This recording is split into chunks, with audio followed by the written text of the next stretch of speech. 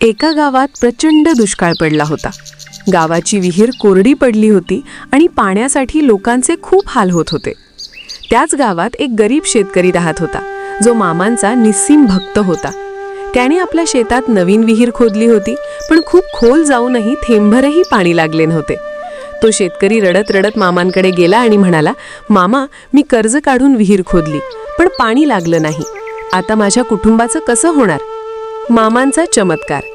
बाळू मामा शांतपणे हसले आणि त्यांनी आपल्या हातातील भंडारा म्हणजे हळद त्या शेतकऱ्याला दिला. मामा म्हणाले, जा, त्या विहिरीच्या तळाला हा भंडारा टाक आणि पुन्हा एकदा खोदायला सुरुवात कर. पण लक्षात ठेव, पाणी लागल्यावर पहिला मान मुक्या प्राण्यांचा आणि पक्ष्यांचा असेल. शेतकऱ्याने तसेच केले. त्यांनी विहिरीत भंडारा टाकला आणि अवघ्या 2 फुटांवर पाण्याचा मोठा झरा लागला. विहीर पाण्याने तुडुंब भरली. बोध. जेव्हा त्या शेतकऱ्याने आनंदाने मामांचे आभार मानले, तेव्हा मामांनी एक मौल्यवान संदेश दिला. ते म्हणाले, विहीर तुझी असली तरी पाणी देवाचं आहे. जोपर्यंत तू दुसऱ्याची तहान भागवशील, तोपर्यंत ही विहीर कधीच आटणार नाही.